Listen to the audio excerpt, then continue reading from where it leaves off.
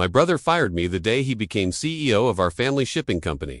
You don't understand modern logistics, little sister, he said as I packed up my office. I just smiled. You're kidding, I said. My voice came out flat, quieter than I meant. But inside, I felt like a pipe had burst. No, Owen replied. I'm not. He stood behind my desk, hands in his pockets, like he was doing me a favor. That stupid slick haircut, the custom-tailored blazer, all of it screamed consultant cosplay. Like he thought being CEO meant dressing like one of those guys from corporate brochures. I stared at him for a moment. You're firing me? I'm making a change, he said. The board supports it. I laughed once, just a single breath. The board you restructured 3 weeks ago. He didn't answer, just glanced at the door where some 20 assistants waited, clearly eager to walk me out. My name is Kate Desmond. I'm 42 years old. I live in Port Townsend, Washington. And until about 10 minutes ago, I was the Chief Operating Officer of Tideway Transport. Owen cleared his throat. We're moving in a new direction. Fresh thinking, leaner, faster. You know how it is. No, I didn't know. For 17 years, I'd been the one keeping Tideway afloat. While Owen was still doing keg stands in a USC sweatshirt, I was negotiating dock leases and solving port disputes no one even knew about. I didn't crave attention. I craved stability, and I gave it to this company every single day. He wasn't looking at me anymore. That part was over. I turned back to my desk and picked up the only thing I wanted, a black and white photo of our grandfather standing at the original dockyard, one hand resting on a rusted crane. He looked tired in that picture, proud, but tired. Kate, Owen said, almost gently, you've been here a long time, but it's time for someone new. I slid the photo into my bag. You're replacing me with that guy from Access Line. Gavin Murray, he said, like the name meant something. He's done incredible things in global logistics. He's wrecked 3 companies and walked away richer each time. He didn't reply, just gave me that same rehearsed look, disappointment wrapped in fake concern. I stood smoothing my blazer. You have no idea what you've just done. His jaw tightened. Don't make this harder than it has to be. I stepped around him, pausing just before the door. Dad told me not to rely on this place. I said. He was right. Owen blinked. What does that mean? But I was already walking away. Back in my car, I stared at the old Tideway terminal across the water. Gray cranes stood like ghosts on the edge of the bay. It had been 5 years since I made that quiet decision to purchase the land. Beneath Docklands 4 and 5, the leases were short. Renewal was due next quarter. Owen had no idea. He could play CEO all he wanted, bring in Gavin and his shiny charts, restructure the board, but he didn't own what mattered. Not yet. I started the engine and pulled away. The photo of our grandfather resting on the seat beside me. It was the only thing I took from that office. Everything else that I left behind on purpose. The morning after I was fired, I sat on my porch with a cup of black coffee and stared out at the bay. From here, the freighters looked small, distant lines carving slow paths through the gray-blue water. A gull called overhead. Somewhere down the block, a dog barked. It was the first morning in 17 years. I hadn't opened my laptop by 6:30.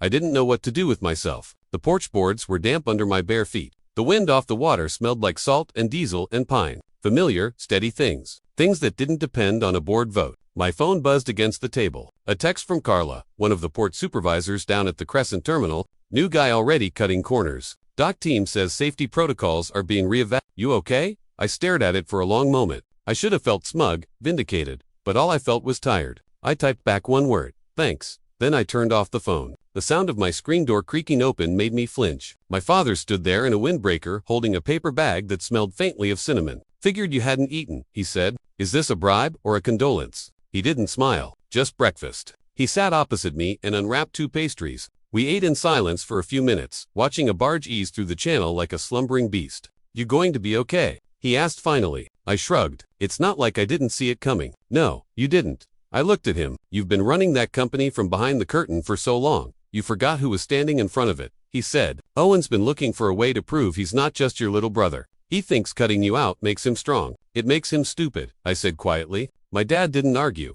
I leaned forward, elbows on the porch railing. You could have stopped it. I didn't vote for it, he said. But you didn't stop it? His jaw tightened. He stared out at the water for a long moment. When I handed the company over, I told myself I was stepping back, that it wasn't my place anymore. You stepped back too far. I know. The silence stretched between us, old and heavy and familiar. I don't need to be cool, I said, but I'm not going to protect Owen from the consequences. His eyes flicked to me. What does that mean? It means the leases on Docklands 4 and 5 expire in 78 days. He blinked. They've been on rolling renewals for the last 10 years, I said, but I bought the land 5 years ago, personally, through a shell. I'm not renewing at the old rates. He said nothing. I've already got the paperwork ready. Market value's gone up 22%. Still nothing. I'm not burning the company to the ground, I added. But I'm not gonna hold up the roof while Owen takes a chainsaw to the foundation. He finally spoke. That'll cripple them. I looked at him. Then they shouldn't have fired their only structural support. He nodded slowly, face unreadable. There's more, I said. Gavin Murray is already cutting safety measures.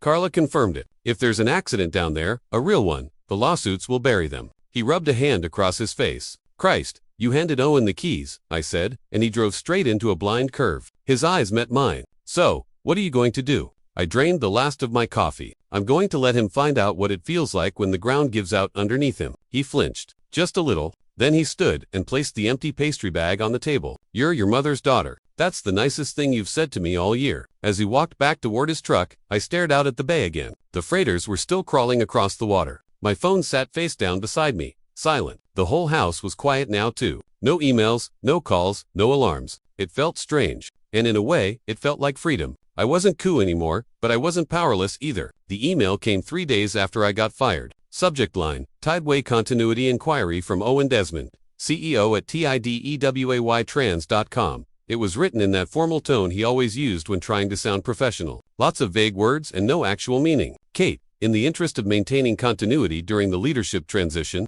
I'd appreciate it if you could forward your operational files and notes. The board and our new consultant would benefit greatly from your insight. Best, Owen. I stared at it for a moment, then closed the tab. No response. Not yet. The next day, my lawyer forwarded me a follow-up. This one from a Tideway attorney with a polite but firm subject line. Document access request. Time sensitive. Same message. More legalese. They were asking for my personal notes, the red moleskin notebooks I'd filled over the last decade with contract sidebars.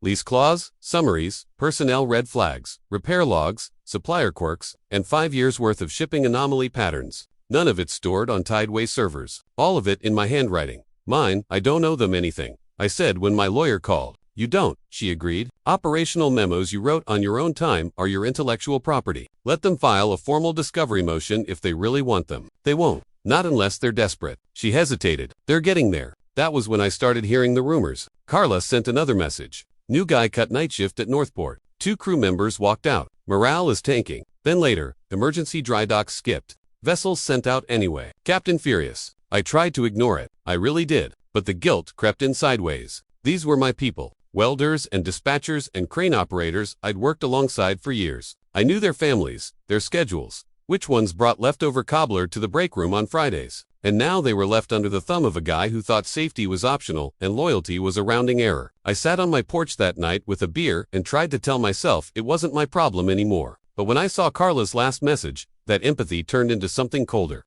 Insurance rep asked about dock ownership.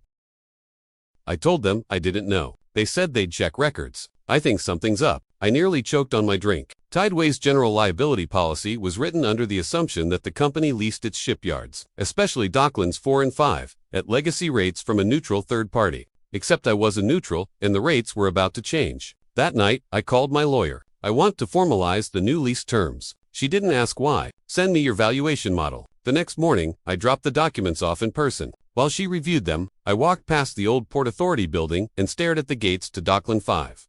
3 security staffers on duty. 1 I didn't recognize. Inside, I knew the terminal's repair crews were working on a skeleton rotation. The spare parts manifest hadn't been updated in 3 weeks. I'd seen the export logs. Everything was running thinner and faster than the infrastructure could handle. A week ago, that would have sent me straight into crisis mode. Now I just watched. The silence broke that evening when a call came in. A +1 to 800 number I didn't recognize. Miss Desmond. The voice on the other end said, "This is Nate McIntyre with Harbor Mutual. I'm the Risk Compliance Director handling Tideway's policy. What can I do for you, Mr. McIntyre? We had a question come up during a review. There was a recent leadership change at Tideway, and we noticed some inconsistencies with their property records, specifically concerning the land titles under Docklands 4 and 5. I see. We understand you were involved in past lease negotiations. Yes. Are you able to confirm who currently owns those properties?" "I can," I said calmly. "That would be me." Silence. Then a quiet surprised, "I see. If it helps," I added, "I've recently begun preparing new lease terms."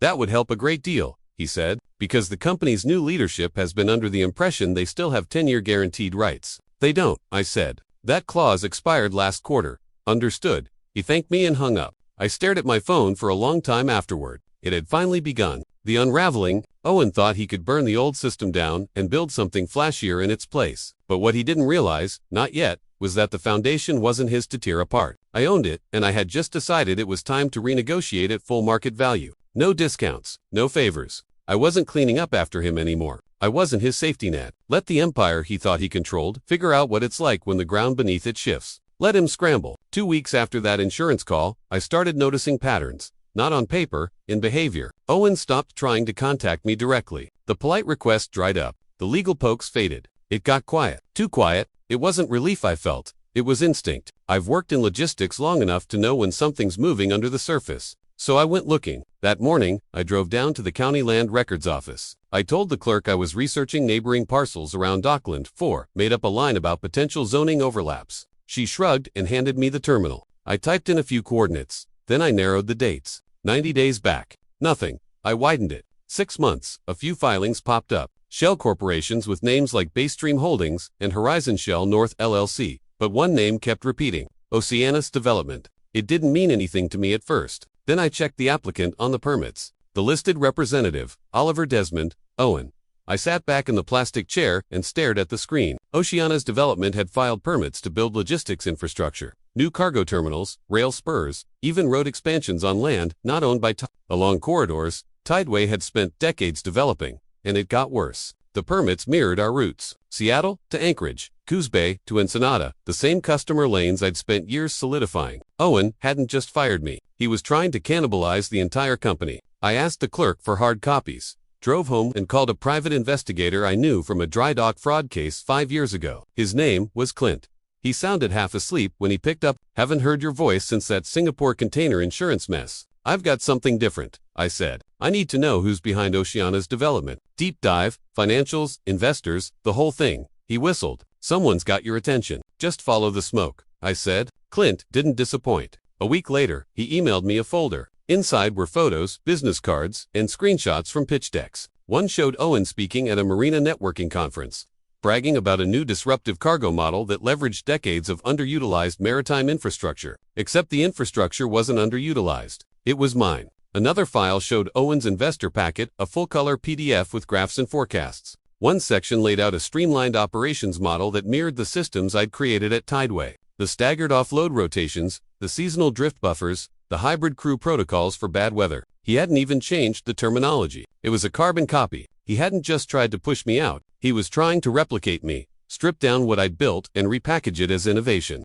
I closed my laptop slowly. This wasn't about family anymore. This was theft. And worse, it was betrayal dressed up as strategy. He was trying to bankrupt Tideway by making it look bloated and outdated. Then he'd swoop in with Oceanus by the scraps and present it as progress. Clean house, modernize, sell it to investors as bold thinking. But the bones of it, the veins, the soul, all mine. I called my lawyer. He's repurposing proprietary systems. I said, we never patented everything, but there are enough unique operational blueprints to make a case. Start documenting, she replied. We'll need a timeline and records of authorship. Emails, notebooks, directives, anything that shows your systems originated with you. I have all of that. Then let's put it in a folder. I went to the cabinet, pulled out the red binders, and started laying everything out across my dining table. 17 years of notes, schedules, email printouts, timestamp drafts, safety rollouts with my name at the bottom. As I worked, I thought about Owen in his corner office, still thinking this was a game he could win. But it wasn't a game anymore. It was war. He came at me like I was a stepping stone, thought he could erase me from the family business and walk off with the blueprint. But he forgot one thing.